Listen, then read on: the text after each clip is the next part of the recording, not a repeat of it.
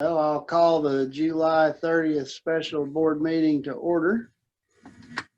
And Bambi, let the minutes show that we have an established quorum, 100% participation again. We'll go straight to the action items. And item A is approve the summer hire list again.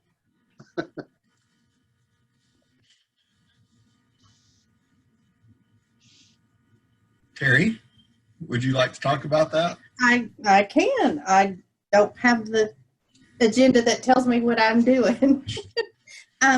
Again, we always wind up adding people towards the end of the year as other staff members that have agreed to work have fallen out for, maybe somebody's ill or they're tired. So this is just adding a few more people to the summer hire list. Some of these were working around graduation since we had to put virtual Yes. graduation together on short notice. Some of them are around planning at different buildings that we asked teachers to come in and do some planning in this last month. So I would recommend you approve the summer hire list. I would recommend that we approve the summer hire. Second, whatever. Or second. Okay. Whoever Bambi wants to write down, then we'll have the motion in the second. All in favor? Aye. Aye. Opposed? All right, now we need to approve the face mask resolution.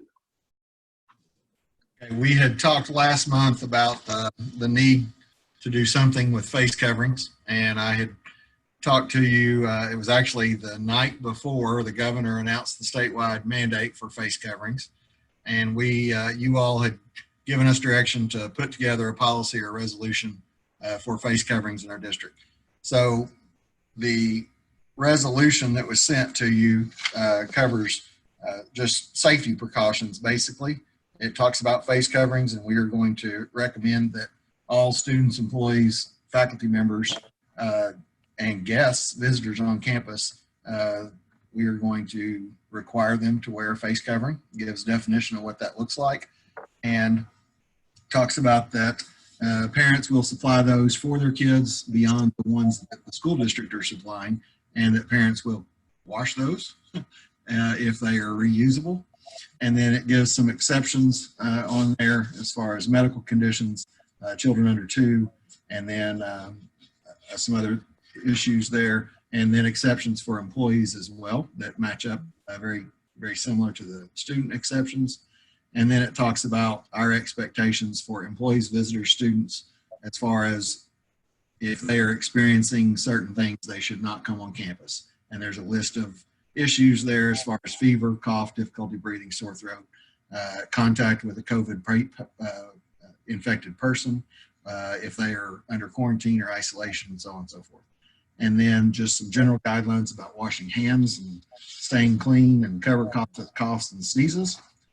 And then at the end, it gives me, the superintendent, the right to make adjustments to this as necessary to comply with updated guidance, orders, or directives from the governor, ADH, CDC, or the Department of Elementary and Secondary Education.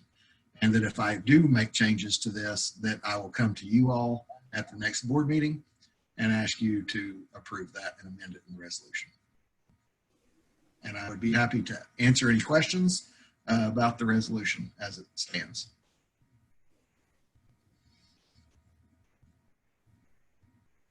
So this is in effect if we cannot socially distance.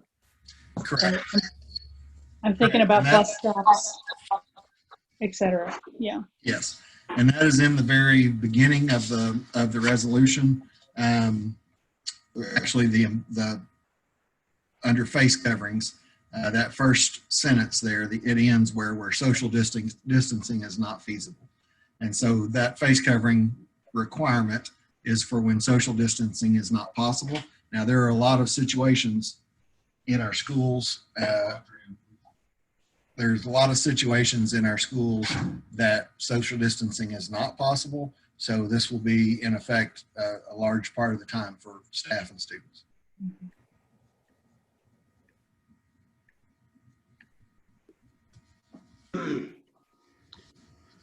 Any other questions for Jody? I would move that we accept this mask policy. Second. All right. Just a quick comment I'll make is I think it's very important that it's not probably the popular thing to do, but I think it's important for the health of the teachers and the students and the state at large. If the governor's going to require everybody to wear a mask, I think that we need to follow suit. So all in favor? Aye. Aye. Aye. Opposed? All right. We'll do approve a FTE for speech language path. Okay, we actually, we've had a couple of speech language pathologists over the last couple of years that were not full-time employees, but that we paid on an hourly basis, a contracted hourly basis to work with our kids. And over the last few years, those two employees, our usage of them has grown to the point where basically we were paying one of them what we would pay a full-time person. That person has left us this year. And so we are going to ask you all to approve us to transition that contracted position to a contracted hourly position to a full-time position, a district employee. And it should be about a wash as far as the amount we were paying previously and what we will pay on FTE. That's if we can find a speech language pathologist. Right. Yeah.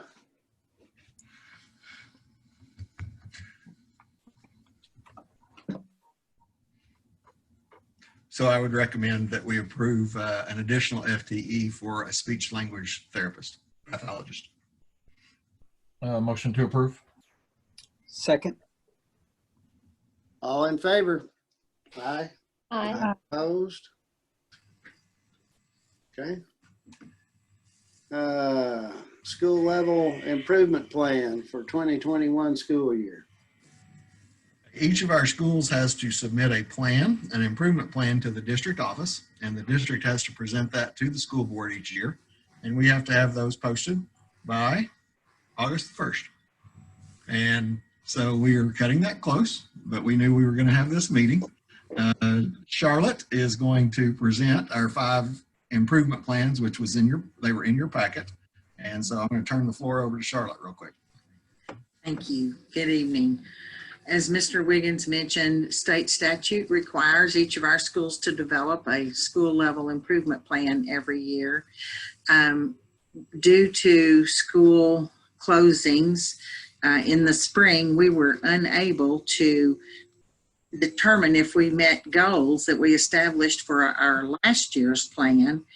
And our school leadership teams have done a great job monitoring their data. So you'll notice that is still included in this plan so that we can then see how well we're progressing toward meeting the plan. There is one part that we added for every building. It's the very first priority. And of course it is in connection to our Ready for Learning plan and preparing our blended learning system. And I'm glad to answer any questions about any of those items or others you've seen in the plan.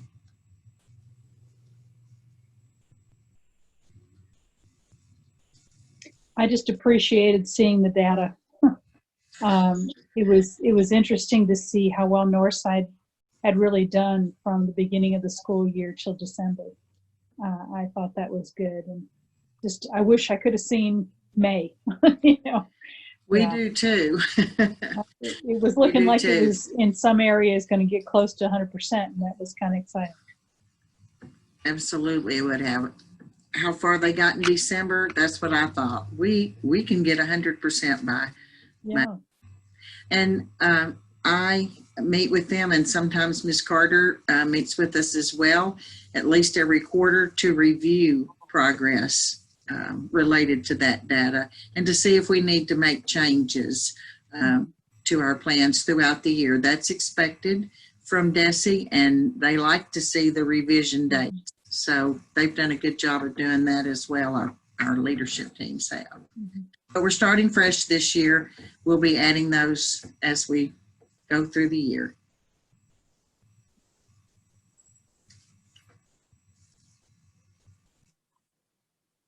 Any other questions for Charlotte?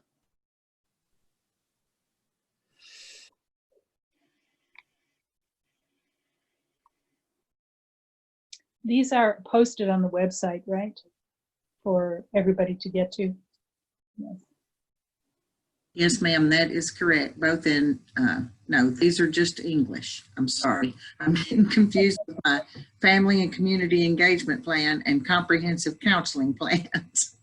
Yes. They are, this is posted under state required information. Right.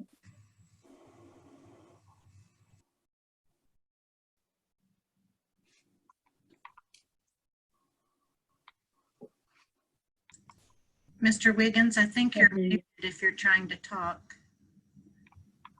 I could see your mouth. You're muted. Yeah, he's still muted. You're still muted. I was pointing out that these are going to be posted by August 1st, as per the law, and that I recommend that the board approve these so that we can get them posted. Motion to approve. Second. All in favor? Aye. Opposed? All right, now we need to approve the Ready for Learning plan.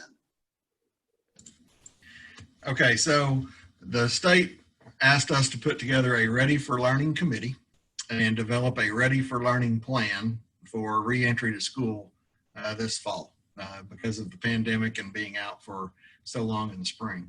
So we formed a Ready for Learning committee. We invited about 50 people. That's administrators, teachers, classified staff, students, parents, community members, representatives from the city and the police department, and JBU. And we met 4 times by Zoom over the last few weeks and went through our planning document, which is actually a lot bigger than the document that you all were sent, which is the Ready for Learning plan. But we went through the entire planning document, which I'll make available to you all as well, and we're going to post it on the website.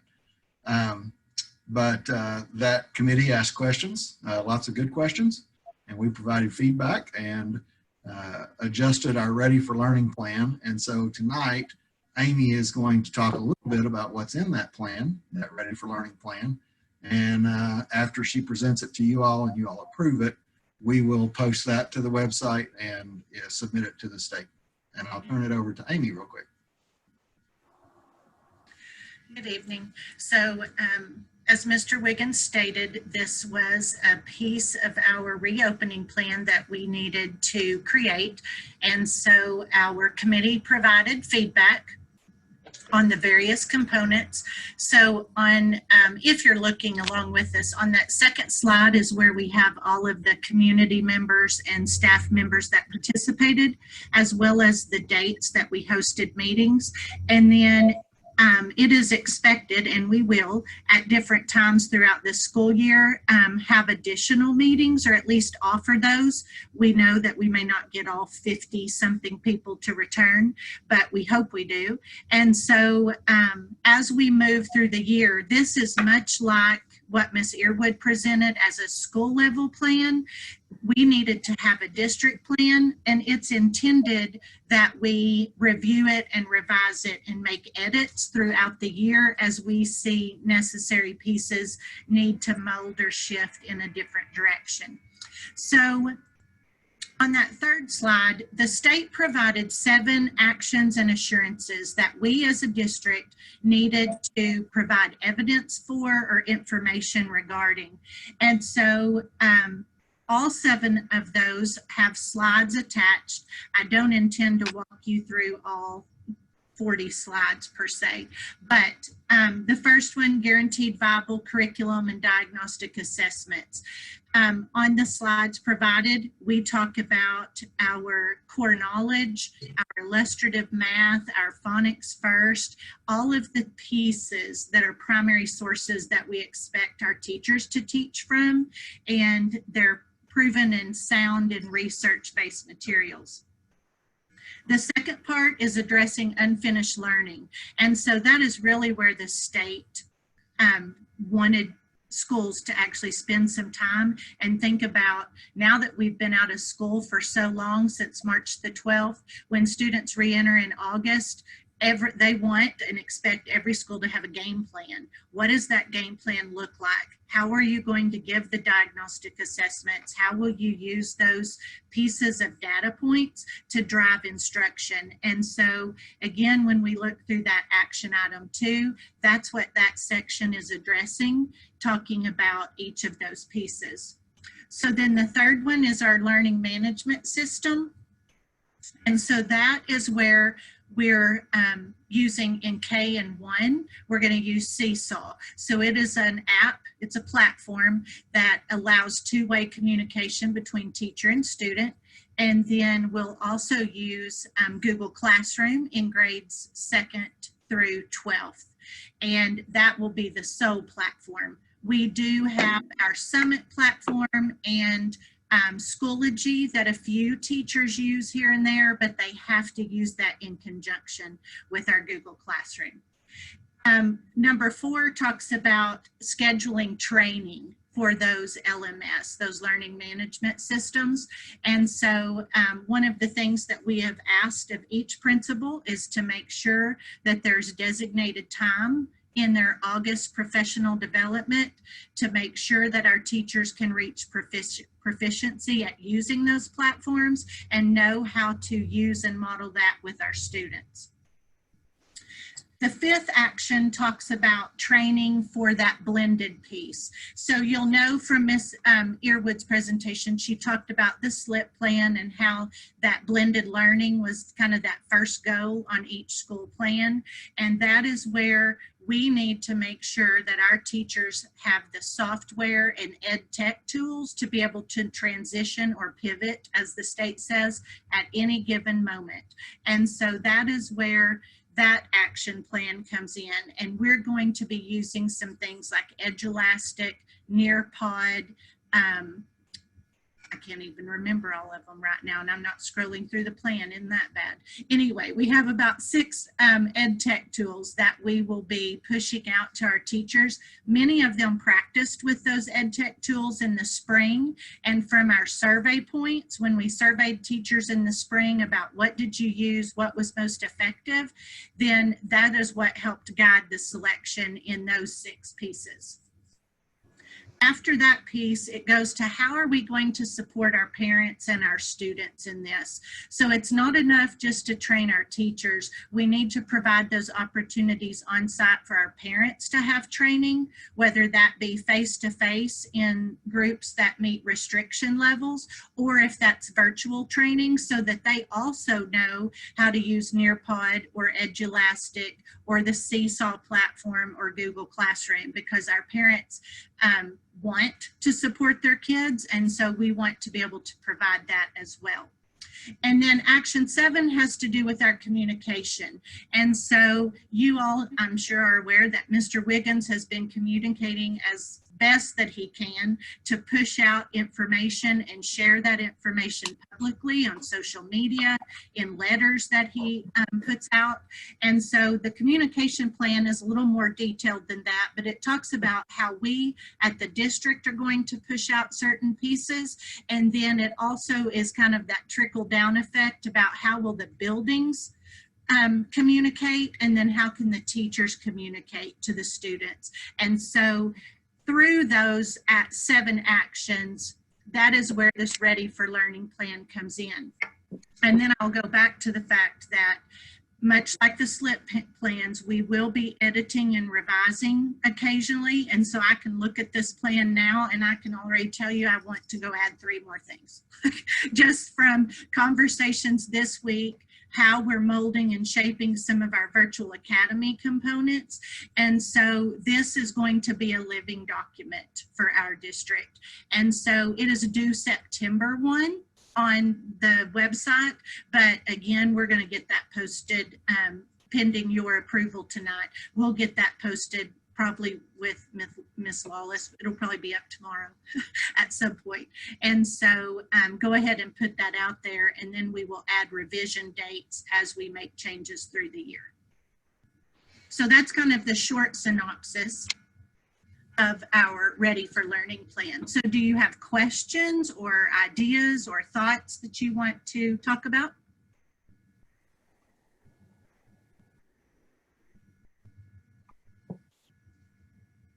I would say, having attended the meetings, a lot of work went into this document, and it was well presented and well thought through. And I appreciate the state's guidance in, thinking through what we needed to think about. But I think the district, everybody in the district did a great job of putting this together. Thank you.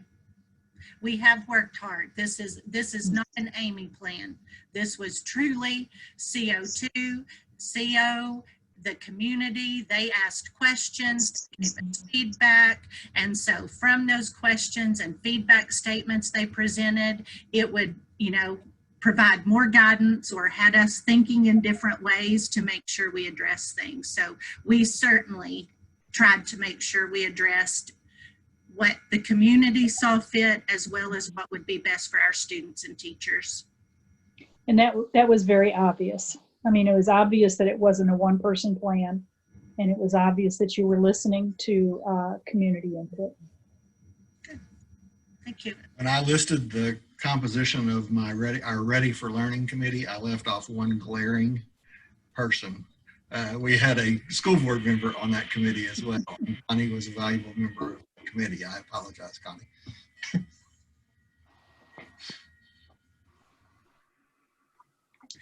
I would move that we accept this as written.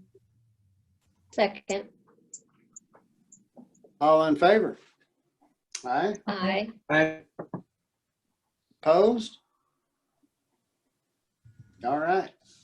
Thank you. Thank you. Thank you for Good your work. hard work. So that brings us to executive session for the purpose of resignations. Yes, sir. But before we go to that, we don't have a place for celebrations on here, but I actually have a celebration. Ross White, our high school vice principal, was honored last week as the Arkansas Administrator of the Year for Career and Technical Education. And we had a little ceremony at lunch last week during our administrator training. And Mike Mertens, the associate executive director of the Arkansas Association for Educational Administrators, came up and presented Ross a plaque, and his family was there. We had some of our CTE teachers there, and we got to celebrate Ross that day. So I wanted to announce that to the school board. That was a very nice deal, and it was actually on the news that night as well. Ross is a very good administrator, and a well-deserved award for him. So I wanted to mention that to you. And then I wanted to also mention back to school breakfast is a big deal for us usually, and a large event. And we cannot have that as such, as we always have this coming year due to the restrictions. But we are having a virtual back to school breakfast. The chamber is hosting it, and they will do many of the things that we normally do at back to school breakfast, from announcing new teachers to giving away prizes and goodie bags. And our teachers will tune into that virtually, except their goodie bags will be delivered to them. And we will have Starbucks coffee and Little Debbie cakes, individually wrapped, for all of them at their school sites. And you all are always invited to the back to school breakfast, and we introduce you to the faculty. I will have a short period of time that I pre-record that I will introduce or at least mention all of you. You are welcome to join us virtually that morning if you would like, but I will leave that up to you because it's going to look a lot different and it'll be live streamed on YouTube so that anybody can participate or anybody can watch from wherever they are. But I just wanted to let you know that we are still having it. Chamber is still sponsoring it. It just won't be the same type of activity as it has been in the past. I was looking forward to virtual food.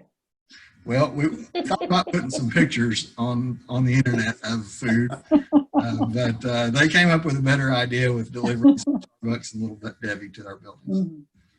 Okay, so now we will break. I can figure out how to get us into a breakout room. We will go into executive session. We shall call ourselves back into open session. And the first item there will be to approve the salary index for the virtual academy director. Jody, you're muted.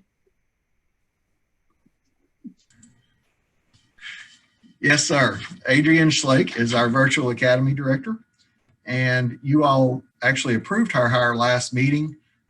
We did not have that salary structure in place, and our virtual academy numbers have ballooned greatly since we actually started the advertising for that job. I recommend we approve that salary index at a 1.31 for a 220-day contract.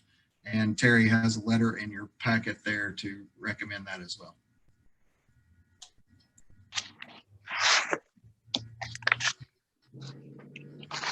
I think this is warranted and would say that we need to approve this just because the number of students seem to be similar to what we have in our schools. So, I move that we approve this. Second. All right, all in favor? Aye. Aye. Opposed? Okay. Now we need to accept some resignations. Have 3 resignations this evening. Madeline Porter, high school Spanish, Andrea Patterson, high school speech language pathologist, and Kristen Harris, high school chemistry and physical science. I recommend that we accept those 3 resignations. So moved. Second. All in favor? Aye. Aye. Aye. Opposed? All right. Now we need to hire some staff. We have 5 that we are recommending for hire this evening. Shannon Terrell, middle school 7th grade math. Barbara Funes, high school world language. Catherine Leinberg, high school English language arts. Stephanie Gish, K through 4 ALE teacher. And Sarah Johnson, high school English language arts.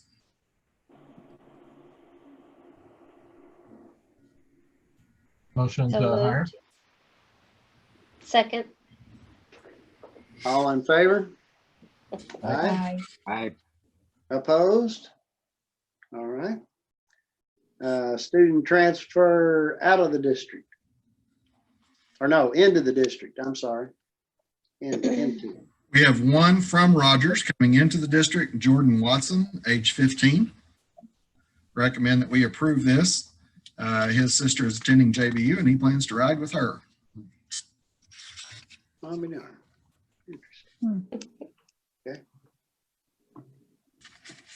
Motion to approve. Second. All in favor? Aye. Aye. Opposed? Now, transfer out of the district. Food Gentry, Kine Cryer, age 12, has attended school in Gentry previously, recently moved into our school district and wishes to continue high school in Gentry. Recommend that we approve that. So moved. Second. All in favor? Aye. Opposed?